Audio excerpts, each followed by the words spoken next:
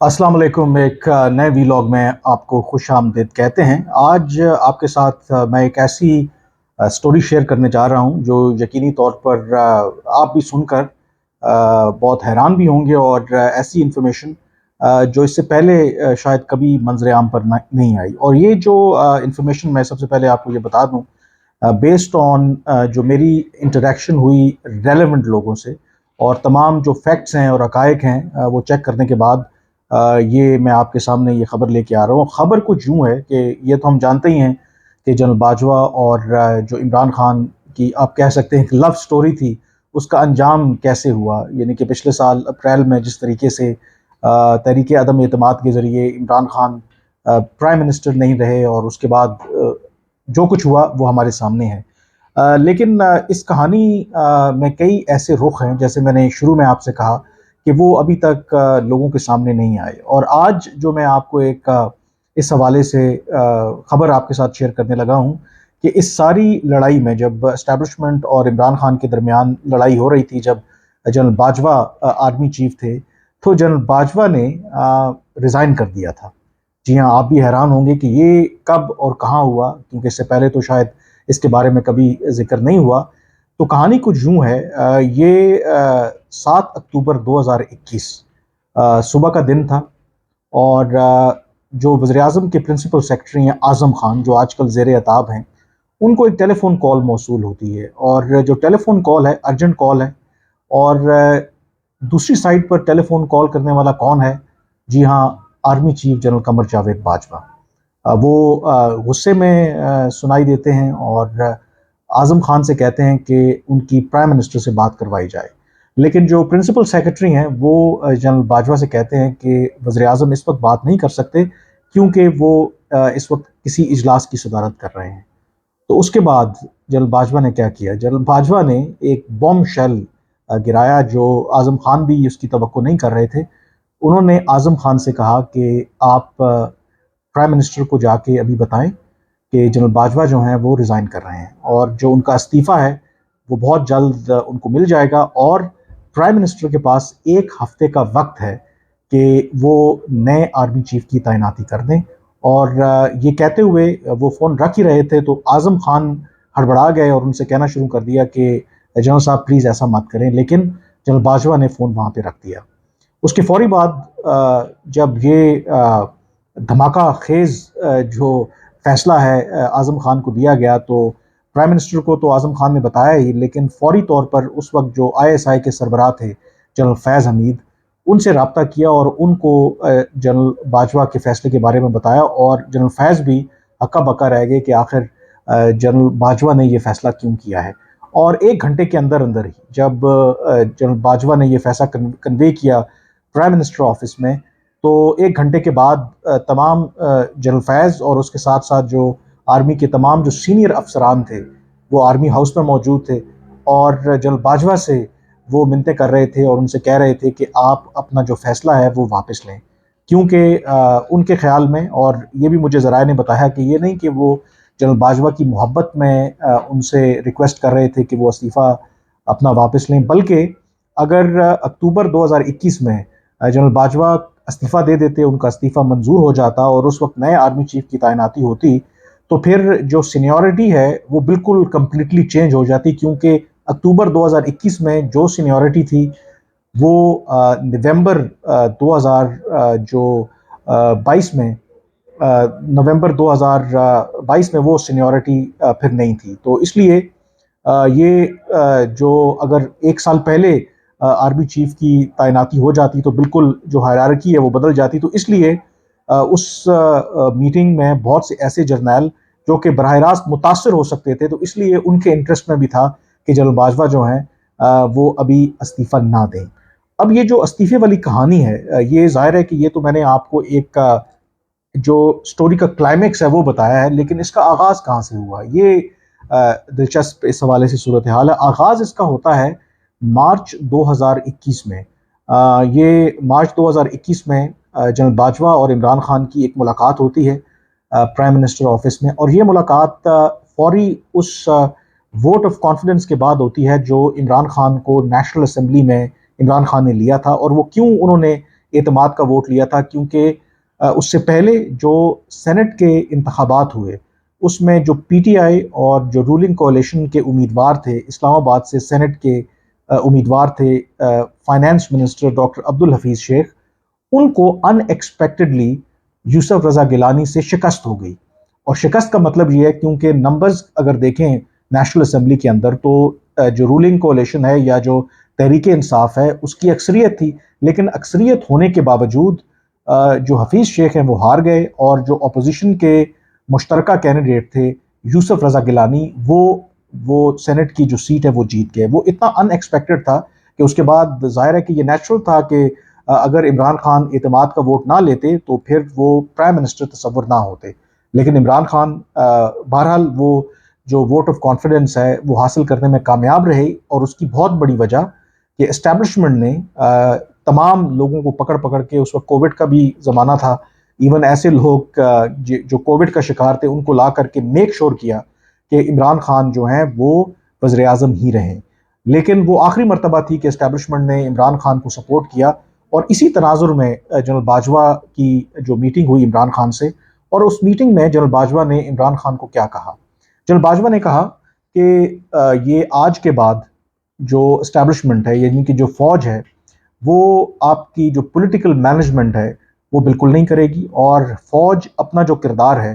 وہ جو آئین اور قانون میں اس کو دیا گیا اس کے مطابق ہی اپنا کردار ادا کرے گی۔ رہی بات پولیٹیکل مینجمنٹ کی، تو عمران خان کو جنرل باجوہ نے یہ بتایا کہ یہ اب آپ جانیں اور آپ کا کام جانیں، اور ساتھ ہی جنرل باجوہ نے یہ بھی کہا کہ وہ جنرل فیض جو ہیں ان کو کہیں اور لگانا چاہتے ہیں، تو اس لیے نئے جو ڈی جی آئی ایس آئی کے سربراہ ہیں ان کی تعیناتی وہ کرنا چاہتے ہیں، یا اس کے لیے پرائم منسٹر کو کہا کہ اگر آپ کسی اور کو تعینات کرنا چاہتے ہیں تو اس کے لیے آپ جنرل فیض کو جو ہیں وہ جانے دیں۔ لیکن عمران خان نے ان سے ریکویسٹ کی کہ انہیں 1 مہینے کا اور وقت دیں، یعنی کہ اپریل تک کا انہوں نے وقت مانگا، اور اس کے بعد بے شک وہ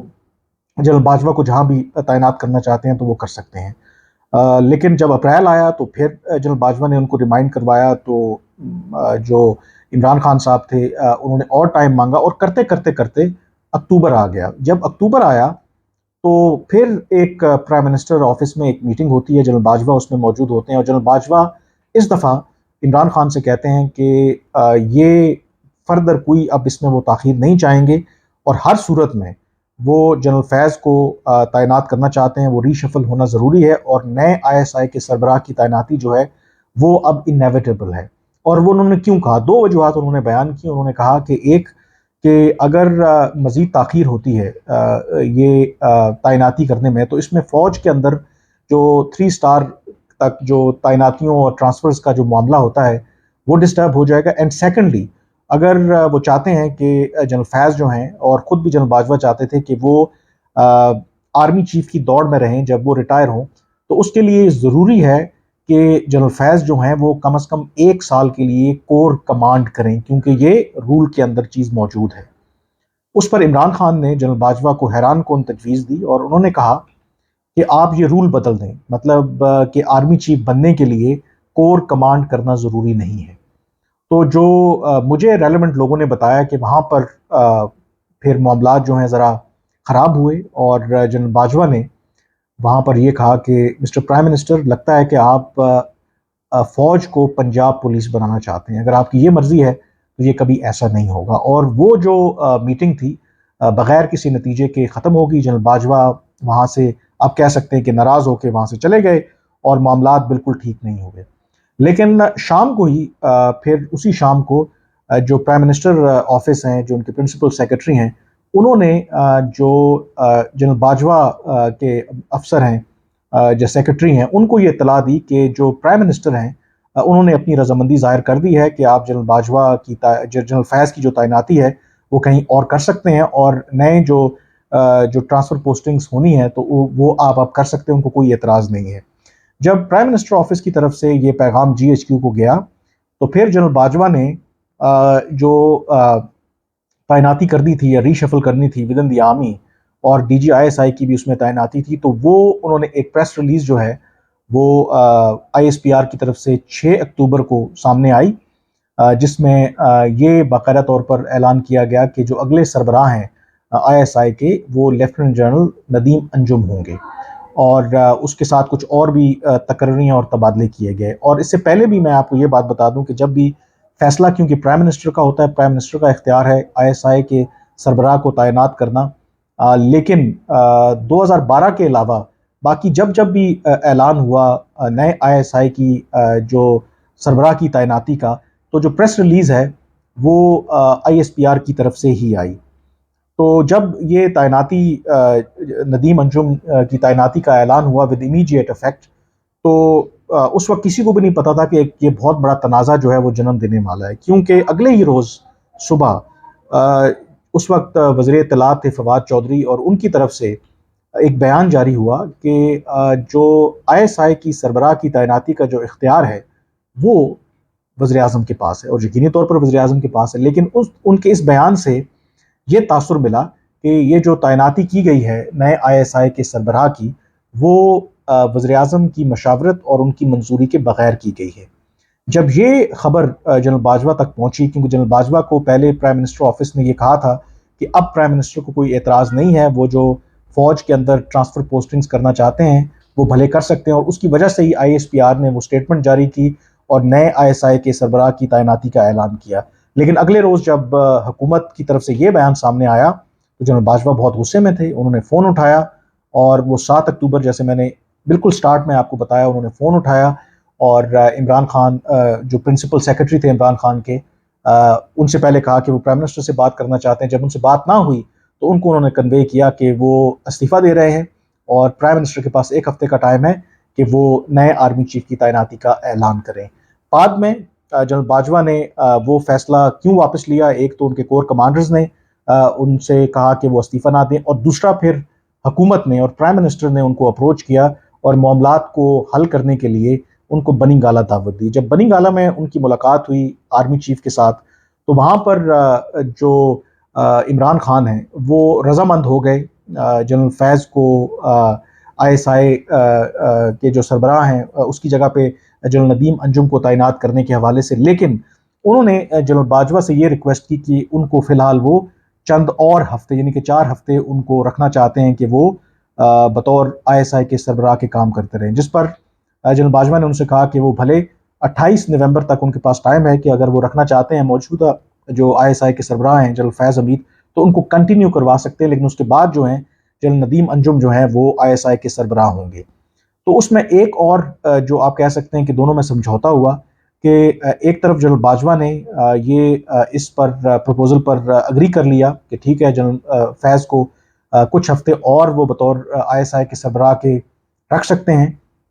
لیکن اس کے بدلے انہوں نے یہ کہا کہ پھر جو انہوں نے آلریڈی اناؤنسمنٹ ISPR نے کر دی ہے جنرل ندیم انجم کی، تو وہی اگلے ISI کے سربراہ ہوں گے۔ عمران خان نے لیکن ساتھ ہی اس کی یہ بھی کہا کہ وہ جو 3 جو نام ہیں وہ ان کو بھیجیں، وہ ان کے انٹرویو کرنا چاہیں گے، بھلے آخر میں تعیناتی جو ہے وہ جنرل ندیم انجم کی ہی کیوں نہ ہو۔ تو اس طرح سے دونوں میں پھر سمجھوتا ہوا، جنرل باجوہ نے وہ استعفیٰ واپس لیا، اور جو ایک جو کرائسس اس وقت بنتا نظر آ رہا تھا وہ کسی حد تک ریزالو ہو گیا۔ لیکن یہ حقیقت ہے کہ ISI کے سربراہ کی تعیناتی کی وجہ سے جو بدگمانی جنرل باجوہ اور عمران خان کے درمیان اس وقت ہوئی، وہ دوبارہ جو ہے کبھی بھی پھر اس کا کوئی حل نہ نکل سکا، اور وہ کبھی دور نہ ہوئی، اور پھر جنرل باجوہ اور عمران خان کے جو تعلقات ہیں وہ کبھی بھی ویسے نہیں رہے جو ماضی میں تھے۔ اور اس کے بعد پھر ہم نے دیکھا کہ چند ماہ کے بعد ہی اس لڑائی کا اور اس بدگمانی کا انجام عمران خان کو وزارت عظمیٰ سے پھر ہاتھ دھونا پڑا، اور باقی سب کچھ ہمارے سامنے ہے۔ آج کے ویلاگ سے اتنا ہی، مجھے اجازت دیجیے، اللہ حافظ۔